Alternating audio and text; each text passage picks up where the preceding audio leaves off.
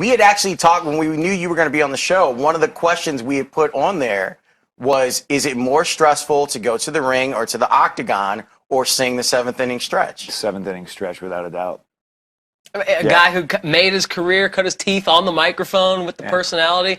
I mean, you weren't singing a lot in the ring, I imagine, but no, I mean, at the end, I was pretty much so bored that I would sing. I would sing a lot. Yeah. How great is this for you? You're someone that, there are a lot of fans that, and celebrity fans that, they come around when October hits. They were there in 03 and they were there in 07 and 08. This is you. Like, this is not a bit. This is not a work. This is who you are as far as being a Cub fan. So how satisfying is it to see the Cubs where they're at? Yeah, I'm not sure there's a whole lot of people who would claim to be Cubs fans for so many years, but yeah, I think I'm definitely one of them. It's just the way I grew up. My dad always had the Cubs on TV. I was born on the South Side. I grew up in Lockport, so everyone's always like, "Why do you like the Cubs?" And that's just what was on. So for me, this is amazing. I'm like a kid in a candy store. And on top of just being a lifelong Cubs fan, I'm a baseball fan. And it's really enjoyable to watch this team play ball. They play baseball for the first time, and I can only compare it to situations I've seen in the past where Madden will pull a pitcher and I'll be like, oh, they would have kept that guy in for like 2 more innings. You know what I mean? They didn't want to hurt his feelings, so they just would have left him in. But, like Madden just has such a feel for the game and this team, and it's amazing to watch. It's so fun. Does it feel different? Because a lot of times when we talk about the Cubs overall, we're talking about sadness and nostalgia and despair. I know, having lived my whole life in Chicago, to me, it feels like this team feels different, and people's reaction to this team feels very different than in the past. Is that a fair assessment? Sure. It feels different to me. And I think, and not to discredit anybody who's ever played on the Cubs, management team, anybody who ever, got hit by a pitch or threw a ball or anything, but this team feels different to me. Prior to this, I think any good fortune that came the Cubs' way almost felt like dumb luck.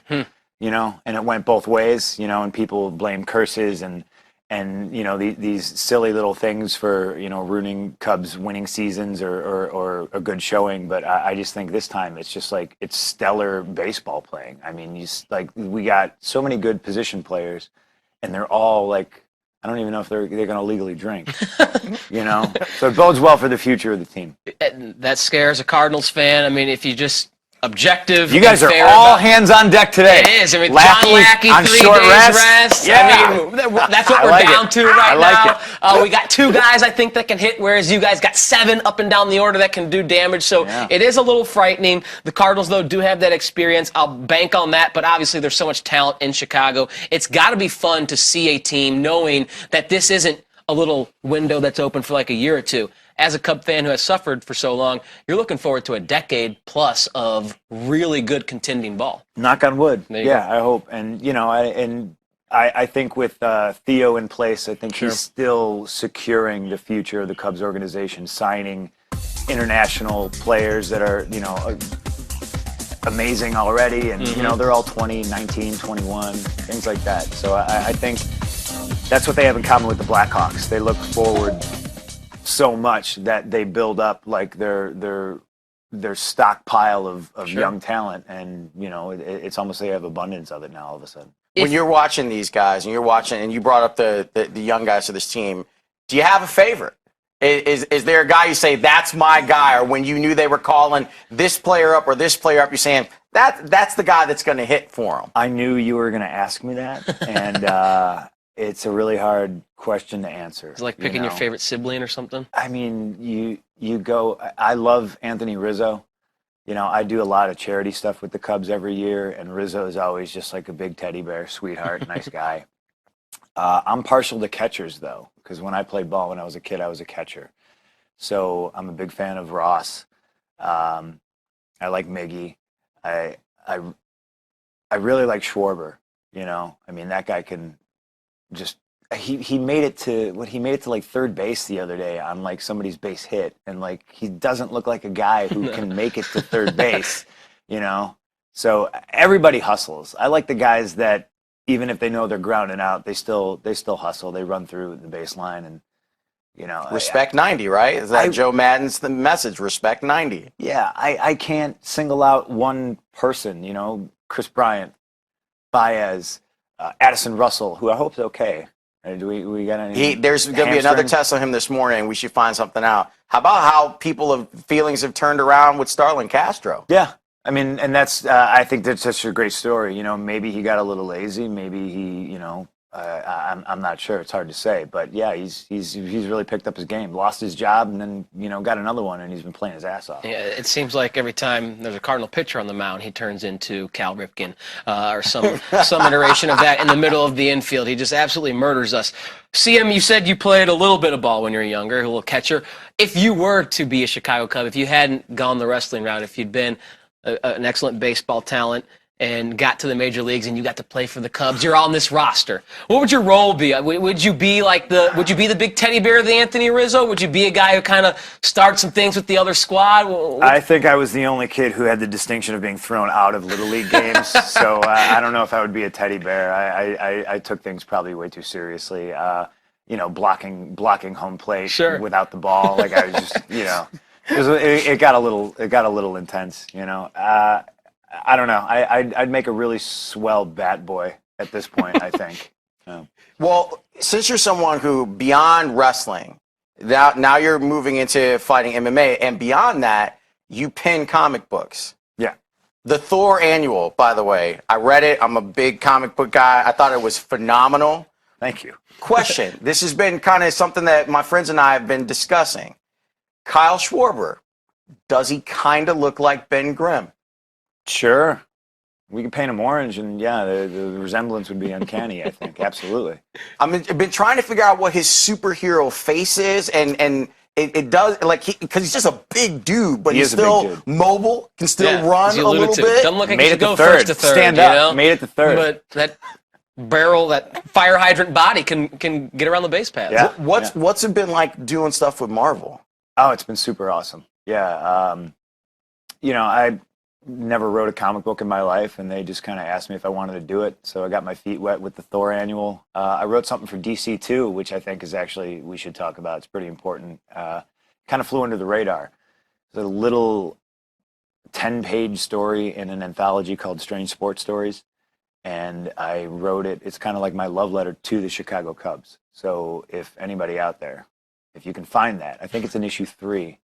Find that and read it. It's pretty funny the way things happen and how I wrote it and the way things have kind of unfolded. It's pretty remarkable. Art's imitating life a little bit. Little bit. How about that? That's outstanding. What's your favorite memory of being a Cubs fan from when you were younger? Was it a game that you went to or maybe listened to or watched with your family?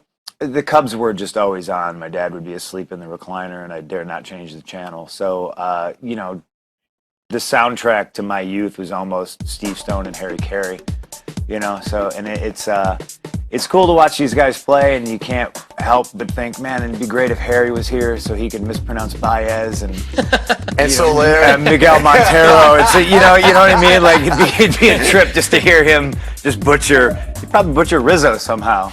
You never know.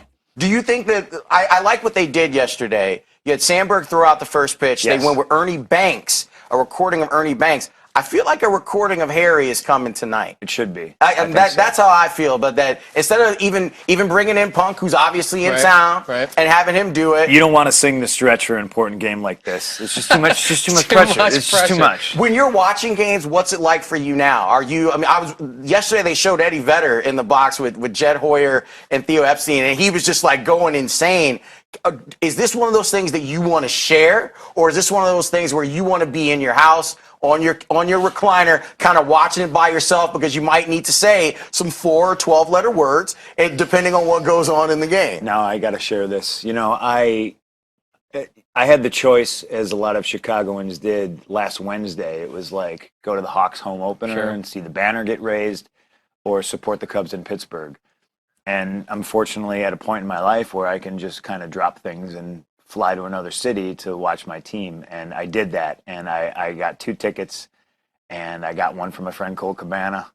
And then he looked at flights and he was like, I can't justify this. And I was like, listen, man, this is like a once in a lifetime opportunity, you know, and I can't go by myself. Yeah. You know, it's going to bum me out. You have to come so I can grab somebody and, you know, we're going to be in enemy territory. I need you.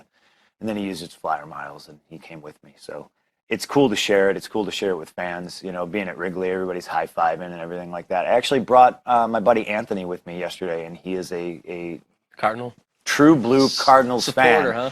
And I just, you know, he's on tour. He had a day off, and he was like, yeah, okay, I'll come. And he came, and he was very, very upset, and I've enjoyed it. Would it mean more to you that they be going through the Cardinals? I think it means more to everybody that they're going through the Cardinals. And I think we knew it was going to happen. You know, I know I can hear Len Casper echo in my head saying, you know, that last, you know, season game where we played the Cardinals, and he was like, I don't think this is the last time we're going to see them this year. You know, and it turns out here we are, you know. And it'd be nice to get it done here at home tonight. You don't want to go back to St. Louis. No. Weird stuff happens. But the good thing is, got John Lester in the holster in case you He's need ready. him. In case you need him. Yeah. Listen, like I said, a little scared of the Cubs, what they've already become, and what is waiting on the other side. But What's going on with Wainwright? well, I mean, that's a hell of a story, you know, ruptured to get Achilles. back, I think, in the first place is commendable. Yeah. Threw a 90-mile-per-hour get-me-over fastball Exactly. and he got deposited. Exactly. He's clearly First not quite the pitch. same, but he's the best that they got. I mean, Yeah. they're kind of, like we were talking about earlier, Lawrence, they're a little depleted with the injuries they've dealt with. The fact that they've won 100 games is commendable, but right now I just think the Cubs are a better team, a better roster based on I think who's the Cards available. are beat up. Yeah, Yeah. I agree. Molina's So, thumb, like everything. Absolutely. Yeah, it actually, like when you're watching, because I think Molina, I love watching him. Yeah. And seeing him yesterday, he takes that swing, and you're like, man, this guy is out there fighting through some stuff. Yeah, like, we were that was watching hard. him. Every time he swung, he took that hand off the bat. So he was just like almost like a lame duck up there. And I felt didn't bad know for him. this until I read the Post-Dispatch this morning, but they actually have ordered special bats for him. It's not a traditional handle. It's actually crafted a little bit like they call an axe handle. Imagine an axe handle So he can to grip it. alleviate some pressure. Wow. So they had to order and overnight these special bats from Wow. Molina, and he still is having trouble holding on to them. What made you decide that you wanted to leave the wrestling ring and go to the octagon? It's just something I always wanted to do. And, you know, you're not really afforded too many hobbies when you're on the road, like I was. And the schedule is so brutal. And I did it for almost 10 years with WWE, and I did it for almost 10 years to get there. So, you know, I had a career. And I'm somebody who is very goal-oriented, and I kind of get bored and stagnant pretty easy. So it was time for me to move on, and I moved on. And, you know, I'm inspired every day by the people who tell me what I can't do. I'm that guy. You know, tell me I can't do something, and I'll go do it. What new challenges are presented when training for mixed martial arts versus training for professional wrestling? It's just the skill, retaining knowledge and learning new things every day, I think. I'm no stranger to hard work, and I'm not afraid of it. So I can be in there every day working my butt off and just drilling. But it's just, you know, my learning curve's pretty huge. You know, I'm just trying to learn as much as I can and also retain that information. And when in live sparring situations, you know, you got to know what to do and react the right way. Well, I was in Chicago this past Monday. Do you ever miss it? Because I know that fans miss you. I do not. I see fans every day. You know, I see fans when I'm walking my dog. And so I still have that aspect. And some situations are great and they're friendly and they're great and they're cool, and some aren't so. Some aren't so nice. If you see me, just say hi. You know, I'm a human being. Let's have a nice conversation. You don't want a selfie with me with food in my mouth. And, you know, it's not good. That's not good for anybody. Also, my dog might try to eat you, so beware of that. I don't really miss it. It's not the greatest relationship right now, obviously, you know. Is there, pardon the wrestling term, is there a heel in particular, like you said, you want to prove people wrong, those that doubt you? And I'm sure there are many, maybe even in the industry you're leaving, that doubt you can make a successful transition. Is there anyone there that you want to prove wrong especially? You know, when it comes to that, I just think it's the general percentage of people who are like, oh, you can't do it. Mm-hmm. Oh, you're old. Oh, you're not athletic. Oh, you're you're ugly. Like whatever people's perception of me is, to me, those are the people that they don't know me. And, I'm doing this for myself. This is like probably the most selfish thing I've ever done. You know what I mean? Like this is for me 100%. I've been afforded this amazing opportunity and I'm not letting it slip through my fingers. Wrestler, author, creator, fighter, Cub fan. I'm a lover too. Lover, dog Lover and owner, a fighter. and someone who gives of himself for charity. CM Punk, thanks for joining us this morning. Good. Are you going to be at Wrigley today? Yeah, I am. That's actually, I reference why I'm wearing 87 layers and I look like a bum is this was kind of set up last minute and hurt my shoulder. So I can't train the way I need to, but I can still do stuff. So I've been trying to bike like 20, 30 miles a day. Nice. And I was going to say, it looks like you're about to run there. Yeah, I biked here. They told me, oh, we need you in makeup. And I was like, why not? Sure, why not? So I'm going to, as soon as I'm done here, jump right back on my bike and finish my bike ride. Right on. We appreciate you stopping by. This guy is unbelievable. Follow him at CM Punk on Twitter if you want, and he will definitely be watching the Cubs and cheering for him, as you can see by his shirt. And I give him a lot of props because he's surrounded by a Cardinal fan and a White Sox fan, and he came in here and did the interview anyway. I didn't know that. I didn't know he was a Sox Sox fan. I I didn't know he was a Sox fan. I feel taken advantage of now. I'll be there today, so if you see me at the game, wave, say hi.